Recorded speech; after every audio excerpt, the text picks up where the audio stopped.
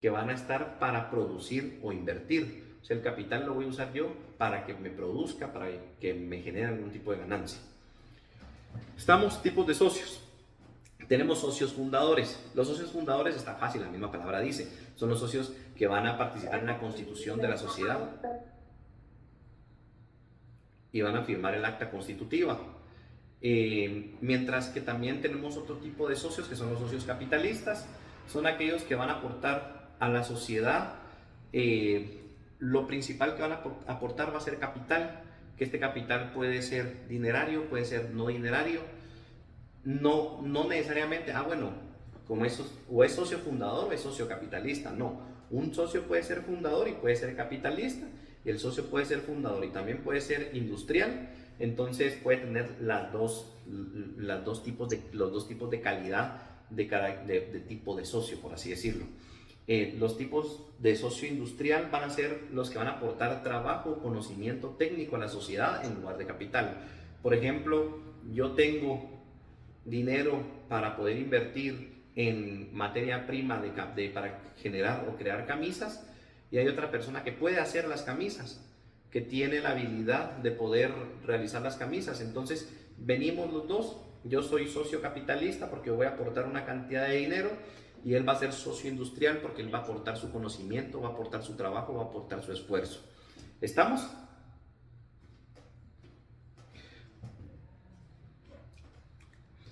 Existen también, entre la clasificación o tipo de socios, tenemos socios comanditarios, que ahorita aquí es donde quería llegar, que tenía la compañera su duda. Los comanditarios van a ser los que van a tener la responsabilidad ilimitada. Ellos van a tener un tipo de participación en cuanto a la administración de la sociedad en comandita como tal, pero eso lo vamos a ver un poco más adelante.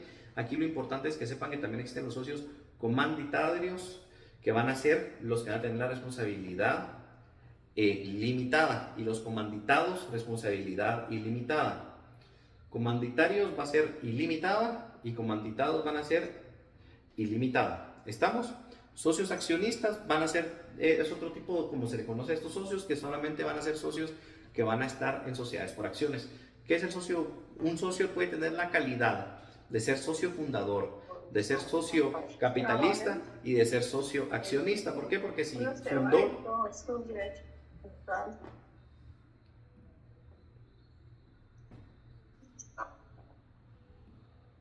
Ingrid, su micrófono, por favor. Bueno, continuamos.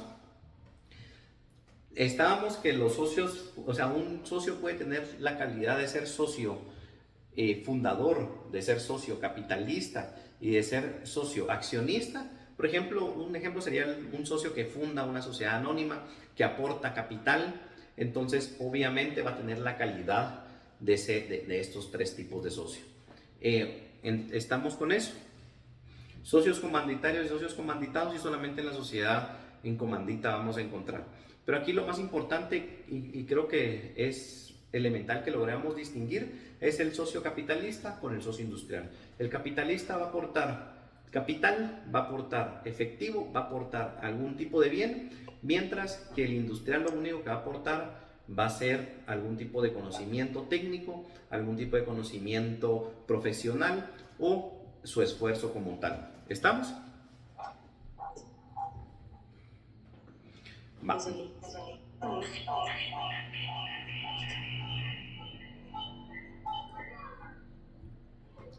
Francis, el micrófono. Sí. Sí, es que como que es donde digo que deberían de, si no están en la clase, mejor deberían de desconectarse, porque al final afectan al resto de compañeros. Sí, o sea, ni siquiera es una clase que sea obligatoria, sino que es un repaso. Entonces considero Perdón, es que me estaba cambiando de aparato porque se me iba a descargar, entonces en el lapso se activó el micrófono, perdón. Va, de acuerdo, no tenga pena. Pero a veces hay casos donde compañeros que no tienen el teléfono en la mano, sino que lo dejan, apachan el micrófono o están en otra cosa. Continuamos. El tema es de que a veces afectan al resto porque hoy por obvias razones se escucha el sonido. Responsabilidad de los socios. Continuamos. Ya hemos establecido que los socios pueden tener responsabilidad limitada y responsabilidad ilimitada. En las sociedades colectivas, los socios van a responder de manera subsidiaria y de manera ilimitada. Mientras que en las sociedades de responsabilidad limitada y sociedades anónimas, los socios van a responder solo al monto que aportaron a la sociedad. En la sociedad en comandita, dependiendo si el socio es comanditado o si es comanditario, así va a ser la responsabilidad. ¿Estamos? Derechos y obligaciones de los socios y accionistas. Vamos a avanzar un poco rápido con esto, porque ya va a ser hora de comenzar con el otro repaso. Entonces, derechos y obligaciones de los socios y accionistas. Los socios van a tener varios tipos de derecho. Primero, derecho de participación sobre las utilidades. Van a tener derecho de voto en asambleas y derecho de información. Mi derecho, al momento que yo invierto el dinero o que yo aporto el dinero a la sociedad, yo busco obviamente que haya algún tipo de utilidad, algún tipo de ganancia. Entonces, obviamente, uno de los derechos fundamentales como aportador de ese capital va a ser de recibir utilidades, de recibir ganancia, de recibir dividendos como tal. Otro derecho que adquiero al momento de aportar a una sociedad es el de voto en asambleas. Recordemos que el órgano de soberanía de las sociedades son las asambleas. Eso lo vamos a ver un poco más adelante, dentro de un par de minutos. Pero el derecho de voto a asambleas, por ejemplo, de decidir sobre ciertas situaciones que va a realizar la sociedad, ese es un derecho que yo adquiero al momento de aportar. ¿Estamos? Y otro también es de información, por ejemplo, acceso a los estados financieros y otros documentos que puedan ser relevantes para la sociedad. Obligación de los socios. Los socios tienen también, como tienen derechos, tienen obligaciones. Ahorita vamos a entrar de ver primero las obligaciones de los socios, que tienen obligaciones de hacer, que van a ser el aporte de industria como tal. Por ejemplo, se refiere a las obligaciones de industria, es el compromiso de un socio de aportar trabajo, servicios o conocimientos especializados a la sociedad en lugar de capital. Si yo me comprometo como socio que yo voy a realizar las camisas, entonces mi obligación es hacer las camisas. Ahí no tengo una obligación de dar, sino que es una obligación de hacer. También existen obligaciones de dar. Acá es yo como socio capitalista, lo que voy a hacer es dar los 5,000 quetzales, por así decirlo. Si yo haya hecho, bueno, yo voy a dar 5,000 quetzales para comprar la materia prima y tú haces las camisas, entonces mi obligación es tener esos 5,000 quetzales y darlos. No solamente decir, bueno, yo voy a aportar los 5,000 quetzales y al principio solo aporto 3,000 y después no, los otros 2,000 me los gasté. No, yo tengo la obligación de dar. ¿Qué se puede dar? Puede ser capital dinerario, puede ser no dinerario. ¿Cuál es el aporte dinerario? Es el aporte que se va a dar en dinero, en moneda quetzal acá en Guatemala. Obviamente también puede ser dólares, puede ser otro tipo de moneda, pero si hablamos en caso concreto en Guatemala, lo que regularmente se maneja es el quetzal. Entonces, él tiene que ser el dinerario lo que yo voy a aportar. Por ejemplo, un socio va a aportar 50,000 quetzales en efectivo para constituir una sociedad, entonces tiene que tener la disponibilidad de ese dinero y aportarlo. Y también existen aportes no dinerarios. Los aportes no dinerarios son aportes en especie, es decir, bienes diferentes de dinero. Puede ser un bien inmueble, puede ser un vehículo, puede ser un terreno.